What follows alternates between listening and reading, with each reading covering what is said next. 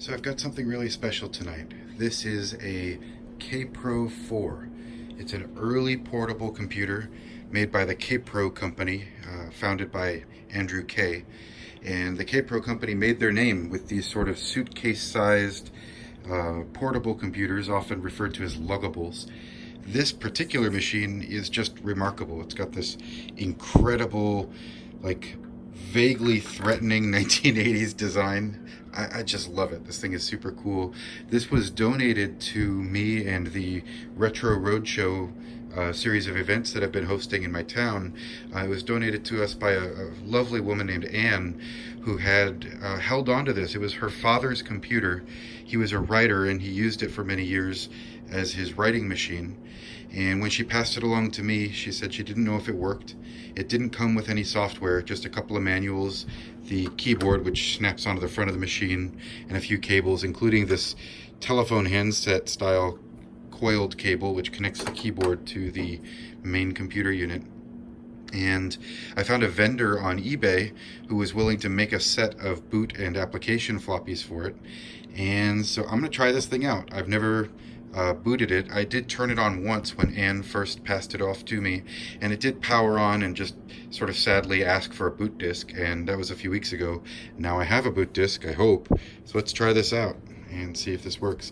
These discs came all the way from the Netherlands, and each one was copied onto what is clearly a vintage floppy disk, so hopefully these are actually functional discs.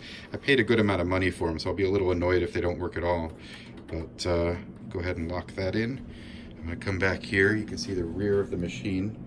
Everything's hooked up, and here's the power switch right back here.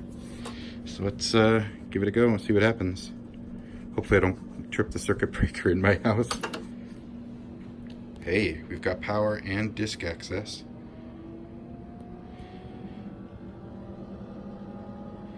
And it says, place your diskette into drive A, which I have done. And as you can tell, drive A is active right now, or at least according to the indicator light it is.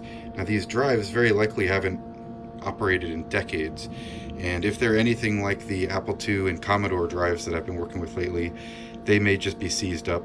The grease in these old drives doesn't tend to age really well, and it can get kind of gunky. But let's see if we can get this thing to go. Some of these old drives had a disk sensor so that it could recognize when a disk was inserted. Let's see. Return. Doesn't do anything.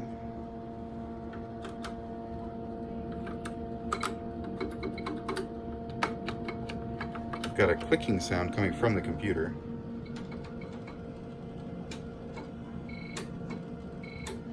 So at least as far as that goes, it's receiving signal from the keyboard. That's cool.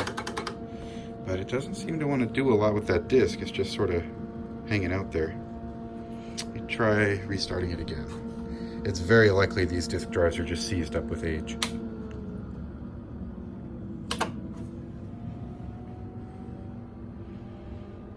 Place your diskette into drive A, which we have done. Let me try one of the other ones and see if that does anything different.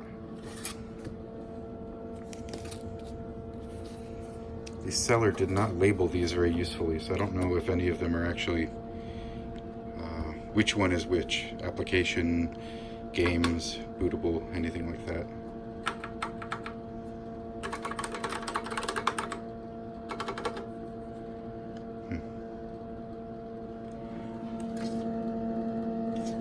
I can hear it making some whirring noises, so it's very likely that the disk drive is just seized up with age. So I'm probably gonna have to take the machine apart, try to clean out those disk drives. But hey, it's a start.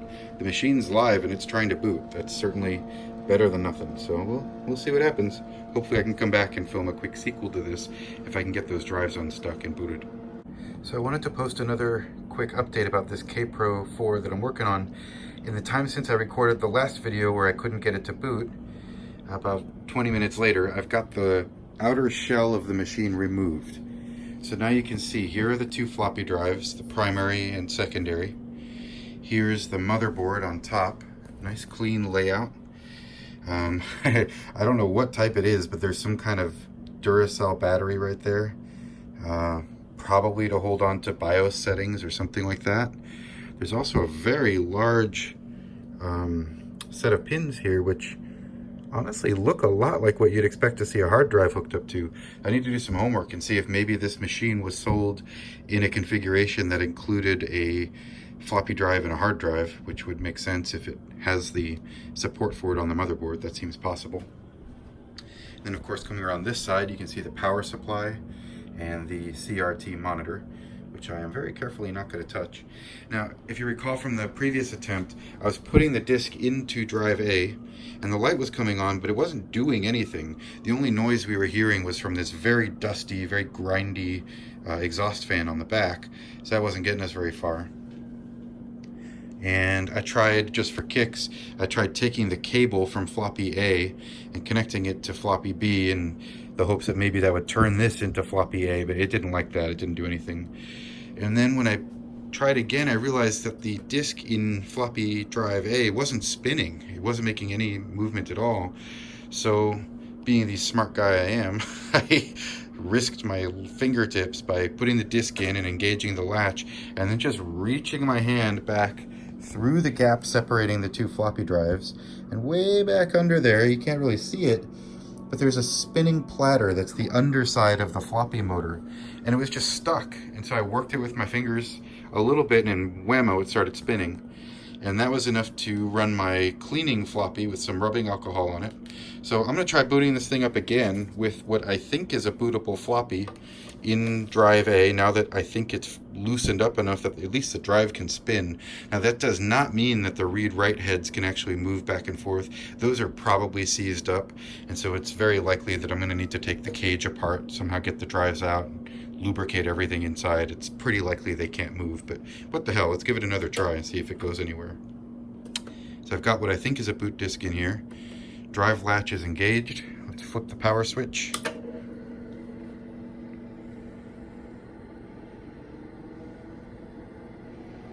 Now again, it doesn't sound like the full. Look at that.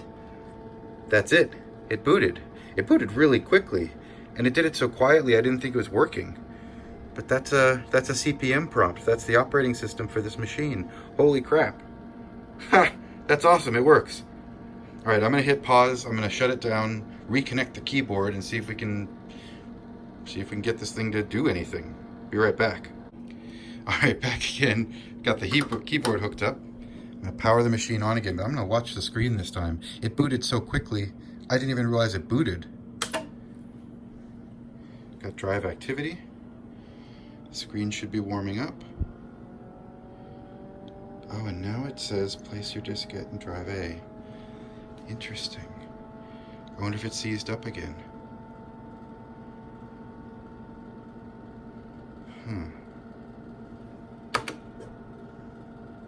Darn.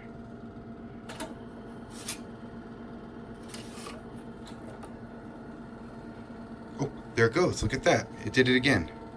So I guess it does wait for you to actually take an action of inserting the disk. It doesn't just boot if the disk is in the drive. And it has been many years since I did anything with CPM, but I think it uses commands similar to DOS. Let's just try an old DIR. Oh, look at that. It's working.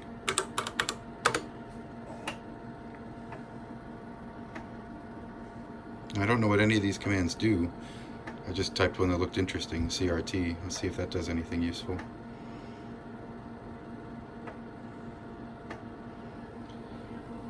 Now I can hear the drive clunking away. I don't know if that's a good sign or not.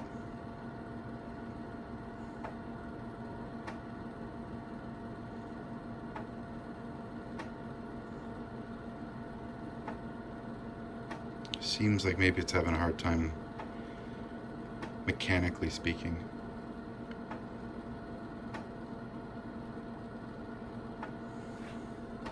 So I'm going to use the reset button on the back. Let's reboot. Alright, oh, now it likes to boot. Maybe just because I did the reset. Let's try the second floppy in drive B and see if drive B is operational.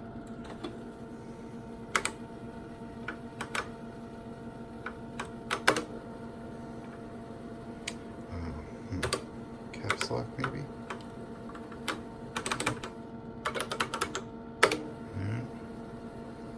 sure how to switch drives. I thought it was B:, maybe it's B \\. Nope.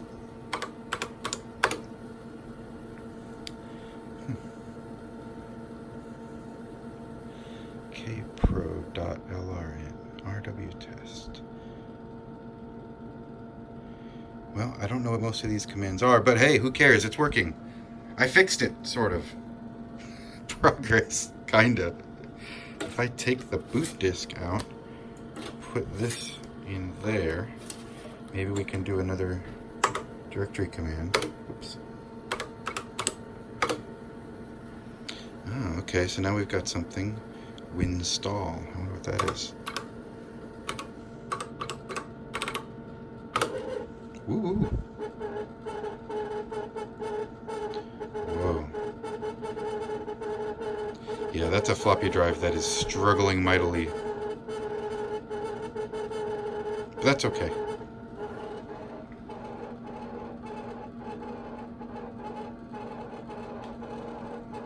Well, I'm going to let it just grind away for a bit, but I'm thinking this isn't going to work too well until I get the drives apart and lubricate them. And so I might continue the video once I get that done, which will probably be in a few days. But I'm just delighted. The machine is close to being functional, and that's pretty good. Thanks for watching. Bye.